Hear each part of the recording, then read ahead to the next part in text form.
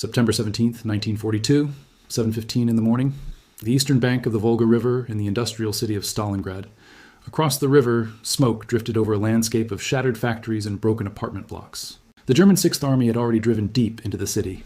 Entire districts were burning. Rail lines were twisted metal. Concrete walls stood like jagged teeth.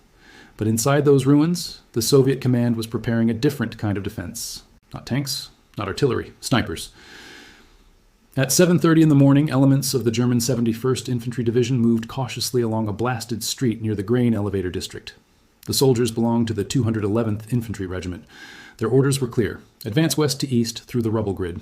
Secure the Volga riverbank. Cut off Soviet supply crossings. Their company commander, a Hauptmann in his early 30s, believed the morning would be routine. The artillery had already fired a preparation barrage from German batteries positioned west of the city. High explosive shells from 100 5mm LEFH 18 howitzers struck the district for nearly 20 minutes. From the German perspective, the area appeared neutralized, but the bombardment had actually helped the defenders. Collapsed walls created narrow firing corridors. Broken floors created concealed sniper nests. Piles of brick formed natural firing rests. Inside one of those ruined buildings, a Soviet sniper waited. He belonged to the 62nd Army, commanded by Lieutenant General Vasily Chuikov. Chuikov had issued new tactical instructions only days earlier. Close combat with German units at distances under 100 meters. Eliminate officers first. Break the momentum of German assaults street by street. Snipers would become the center of that plan. At 8:12 in the morning, the 1st German squad crossed an intersection filled with shattered tram tracks. Distance to the sniper position, approximately 180 yards. The Soviet rifle was a Mosin Nagant model 1891/30. Caliber, 7.6, 2x54mm. Optic, 3.5 power PU scope. The sniper did not fire immediately. German doctrine required officers to move behind the lead squad. That meant the first visible target was not the most valuable one. The sniper watched through broken glass. 30 seconds passed.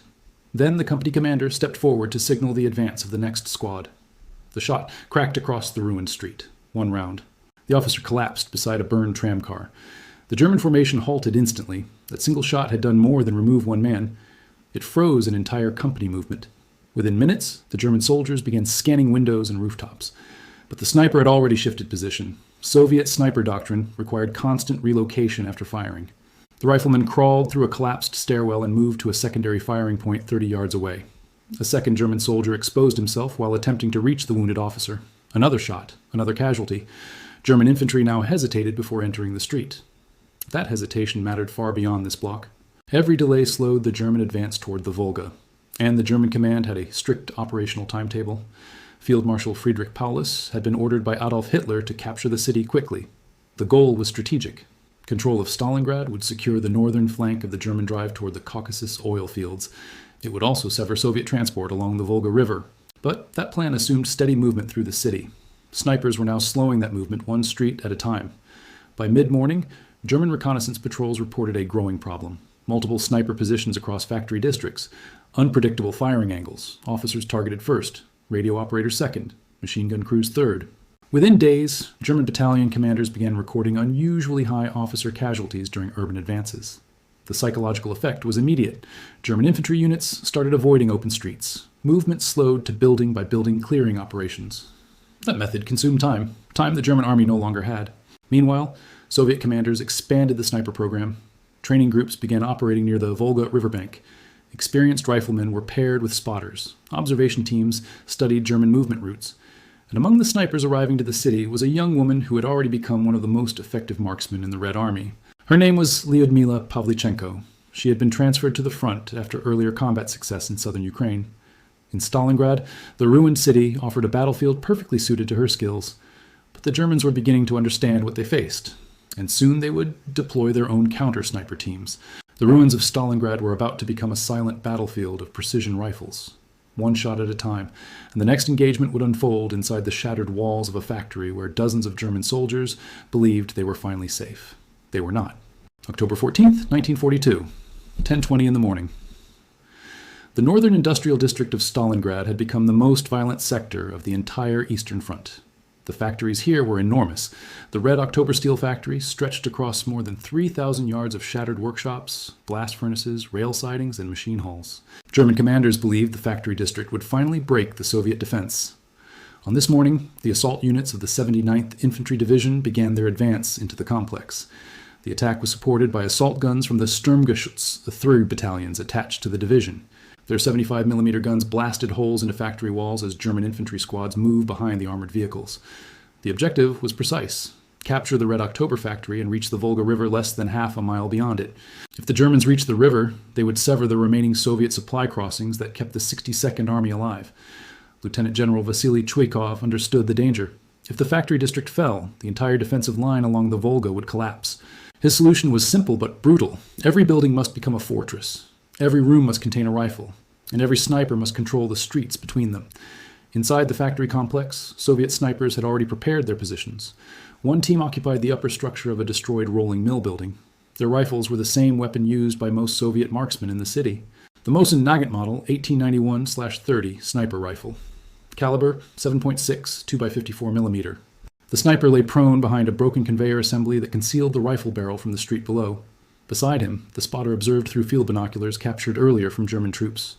At 10:32 in the morning, the spotter whispered a direction. A German machine gun crew had entered the courtyard. Weapon type, MG-34. Caliber, 7.92mm.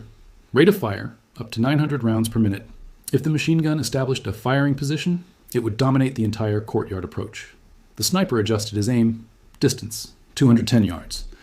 The first shot struck the machine gunner before the weapon was fully deployed. The assistant gunner attempted to grab the weapon. Second shot. The MG-34 fell silent. Without that machine gun, the German infantry lost their primary suppression weapon for the courtyard advance. The entire assault element halted. Elsewhere inside the factory ruins, another sniper team was already at work. Among the defenders moving through the industrial wreckage was Lyudmila Pavlichenko. By the time she arrived on this front, she was already known across the Soviet army as one of the most lethal marksmen of the war. Her rifle was also a Mosin Nagant sniper variant equipped with a PU optic. But her effectiveness did not come from the weapon alone. It came from discipline and patience. Pavlichenko preferred elevated firing points that allowed multiple escape routes. In the Red October district, shattered factory cranes and partially collapsed office structures created exactly those conditions. At 11:15 in the morning, German infantry from the 305th Infantry Division attempted to advance through a corridor between two destroyed production halls. The German squad leader signaled his men to move in short rushes between steel support pillars. The corridor appeared empty, but Pavlichenko had already been observing the approach for nearly 40 minutes. Her spotter marked the squad leader first. Distance, 160 yards. The rifle fired once. The squad leader collapsed before reaching the next pillar. The remaining soldiers immediately dove for cover. For several minutes, no movement followed. Then, a German soldier attempted to drag the body back toward the entrance. Second shot, another casualty. The corridor was now effectively sealed. This pattern repeated across the factory district for hours. Snipers targeted officers, machine gun teams, radio operators. German assault formations slowed to a crawl. Each advance required careful reconnaissance. Each movement required covering fire. And every delay allowed Soviet reinforcements to cross the Volga during the night. The strategic consequence was enormous. Field Marshal Friedrich Paulus had committed nearly 300,000 troops to the Stalingrad campaign, yet entire battalions were being stalled by a handful of hidden riflemen. German reports began describing a new problem: sniper-dominated zones, areas where movement during daylight resulted in immediate casualties. Morale suffered. Soldiers began refusing to cross open courtyards without armored support. But tanks were nearly useless inside the factory interiors. Their long 75mm guns could not elevate enough to engage snipers positioned high in broken structures. Urban warfare had neutralized German advantages in mobility and firepower. By late afternoon, the German advance in the Red October district had slowed to less than 300 yards gained during the entire day. But German commanders were not willing to accept that outcome. Counter-sniper teams were now entering the city. Specialist riflemen trained to hunt Soviet snipers across the ruins. One of them had already arrived. He was experienced, patient, and he had been given a very specific mission: find the Soviet snipers who were stopping entire regiments and eliminate them. The next battle would not involve infantry squads or artillery barrages. It would be fought through rifle scopes, across shattered windows and broken walls, one hidden shooter searching for another. October 25th, 1942, 3:40 in the afternoon. Inside the industrial district of Stalingrad, the ruins had become strangely quiet. The artillery had paused. German infantry patrols were holding their positions. Both sides understood what was happening. A sniper hunt was underway. The Soviet rifleman moving through the rubble that afternoon was Sergeant Vasily Zaitsev. Zaitsev served within the defensive lines of the 62nd Army under Lieutenant General Vasily Chuikov. Originally a sailor in the Soviet Pacific Fleet, Zaitsev had transferred to the Stalingrad front earlier that autumn. In only a few weeks of fighting, he had already accumulated dozens of confirmed kills. His weapon was the Mosin Nagant model 1891/30 sniper rifle, equipped with the PU optic, caliber 7.6, 2x54mm, but Zaitsev's weapon was only part of the equation. His real advantage was understanding how German soldiers moved through ruined terrain. German infantry preferred predictable patterns. They advanced along streets. They moved between doorways. They used the same firing holes repeatedly. Zaitsev studied those habits carefully. On this afternoon, Soviet scouts had reported a new threat. A German sniper had been operating near the wreckage of a rail switching yard north of the Red October steel factory. The reports described a patient marksman. Several Soviet soldiers had already been killed while attempting to cross a narrow rail line. Zaitsev and his spotter moved into position shortly after 3 in the afternoon. They crawled through debris for nearly 20 minutes. Their final observation point was behind a collapsed concrete wall overlooking the rail yard. Distance to the suspected German position, approximately 300 yards. The location appeared quiet, too quiet. At 3:52 in the afternoon, the spotter noticed something unusual. A small reflection of light appeared briefly on a piece of twisted sheet metal. It lasted less than a second. That reflection could only come from glass, possibly a rifle optic. Zaitsev did not fire immediately. Experienced snipers rarely expose themselves for long. The German shooter might be observing several angles. Instead, Zaitsev waited. 5 minutes passed, then 10. During that time, German infantry from the 305th Infantry Division attempted to move across the rail line. The first soldier stepped into the open. A rifle shot echoed through the yard. The German sniper had revealed his position. The soldier fell beside the rail tracks. Now Zaitsev knew the approximate firing direction, but the exact position was still unclear. The German sniper had used a narrow gap between two pieces of machinery. That meant only a few inches of the rifle barrel had been visible. Zaitsev slowly shifted his scope along the wreckage. He searched for movement. Nothing. Minutes continued to pass. The sun was beginning to drop lower in the western sky. Shadows from the destroyed factory structures stretched across the rail yard. Those shadows created an advantage. A sniper concealed inside them could remain almost invisible. Then the spotter saw the movement. A helmet edge, barely visible. Distance, 280 yards. Zaitsev adjusted his rifle slightly upward. Wind conditions were calm, no visible smoke. The shot required absolute precision. He waited for the helmet to move again. It did, only half an inch. Zaitsev fired. The Mosin Nagant rifle recoiled sharply against his shoulder. Across the rail yard, the helmet disappeared from view. No second shot followed. No movement returned to the German firing point. The sniper duel had ended with a single round.